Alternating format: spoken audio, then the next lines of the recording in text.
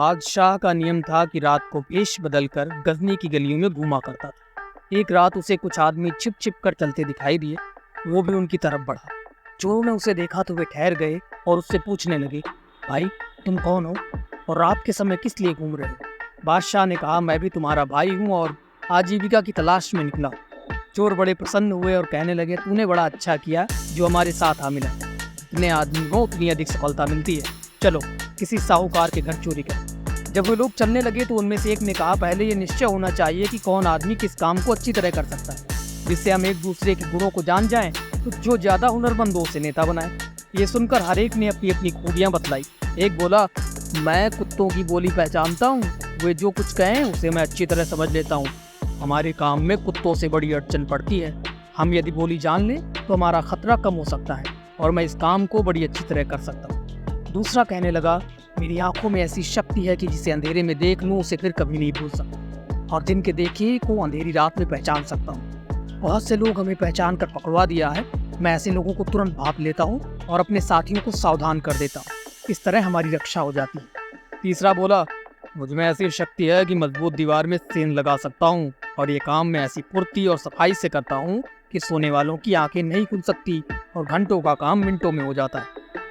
चौथा बोला, मेरे सूंघने की शक्ति ऐसी विचित्र है कि जमीन में गड़े हुए धन को वहां की मिट्टी सूंघ कर ही बता सकता हूँ। मैंने इस काम में इतनी योग्यता प्राप्त की है कि शत्रु भी सराहना करते हैं। लोग प्रायः धन को धरती में ही गाड़ कर रखते हैं। इस वक्त ये हुनर बड़ा काम देता है। मैं इस विद्या का पूरा पंडित हूँ। मेरे लिए बड़ा काम सरल है। पांचवें ने कहा, मेरे हाथों में ऐसी शक्ति है कि ऊंचे ऊंचे महलों पर बिना सीढ़ी के चढ़ सकता हूँ और ऊपर पहुंचकर अपने साथियों को भी चढ़ा सकता हूँ। तुम में तो कोई ऐसा नहीं होगा जो ये काम कर सके। इस तरह से जब सब लोग अपने अपने गुण बता चुके तो नए चोर से बोले, तुम भी अपना कमाल बताओ, जिससे हमें अंदाज हो कि तुम हमारे काम में कितनी सहायता कर सकते हो। बादशाह ने जब ये सुना तो खुश होकर कहने लगा, मुझ में ऐसा गुण है जो तुम में से किसी में भी नहीं है, और वो गुण ये है कि मैं अपराधों को क्षमा कर सकता हूँ। अगर हम लोग चोरी करते पकड़े जाएं तो अवश्य ही सजा पाएंगे, परंतु मेरी दाढ़ी में ये खूबी है कि उसके हिलते ये अपराध क्षमा हो जाते हैं। तुम चोरी करके भी साफ बच सकते हो। देखो कितनी बड़ी ताकत है मेरी दाढ़ी में। बादशाह की बात सुनकर सबने एक स्वर में कहा, भाई तू ही हमारा नेता है। हम सब तेरी ही अधीनता में काम करेंगे ताकि अगर कहीं पकड़े जाएं तो बख्शे जा सके। हमारा बड़ा सौभाग्य है कि तुझ जैसा शक्तिशाली साथी हमें मिला। इस तरह सलाह करके ये लोग वहां से चले। जब बादशाह के महल के पास पहुंचे तो कुत्ता भौंका। चोर ने कुत्ते की बोली पहचान कर साथियों से कहा कि ये कह रहा है कि बादशाह है, इसलिए सावधान होकर चलना चाहिए, मगर उसकी बात किसी ने नहीं मानी। जब नेता आगे बढ़ता चला गया तो दूसरों ने भी उसके संकेत की कोई परवाह नहीं की। बादशाह के महल के नीचे पहुंचकर सब रुक गए और वहीं चोरी करने का इरादा था। दूसरा चोर उछलकर महल पर चढ़ गया और फिर उसने बाकी चोरों को भी खींच लिया। महल के भीतर घुसकर सेंध लगाई और लूट हुई, जिसके जो हाथ लगा समेटता गया। जब लूट चुके तो चलने की तैयारी हुई। जल्दी जल्दी नीचे उतरे और अपना अपना रास्ता लिया। बादशाह ने सबका नाम धाम पूछ लिया था। चोर माल असबाब लेकर चंपत। बादशाह ने मंत्री को आज्ञा दी कि तुम अमुक स्थान में तुरंत सिपाही भेजो और फला फला लोगों को गिरफ्तार करके मेरे सामने हाजिर करो।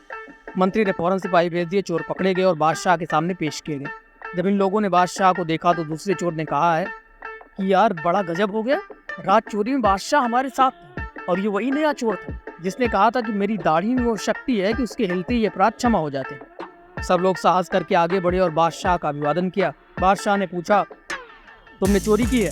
सबने एक स्वर में जवाब दिया, हाँ हुजूर, ये अपराध हमसे ही हुआ। बादशाह ने पूछा, तुम लोग कितने थे? चोरों ने कहा, हम लोग 6 थे।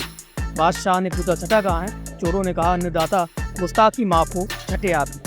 चोरों की बात सुनकर सब दरबारी अचंभे में रह गए। इतने में बादशाह ने चोरों से फिर पूछा, अच्छा अब तुम क्या चाहते हो? चोरों ने कहा, अन्नदाता हम में से हर एक ने अपना अपना काम कर दिखाया, अब छठे की बारी है।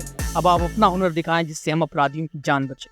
ये सुनकर बादशाह मुस्कुराया और बोला, अच्छा तुमको माफ किया जाता है, आगे से ऐसा काम मत करना। संसार का बादशाह परमेश्वर तुम्हारे आचरणों को देखने के लिए सदैव तुम्हारे साथ रहता है। उसके साथ समझकर तुम्हें हमेशा उससे डरते रहना चाहिए और बुरे कामों की ओर कभी ध्यान नहीं देना चाहिए।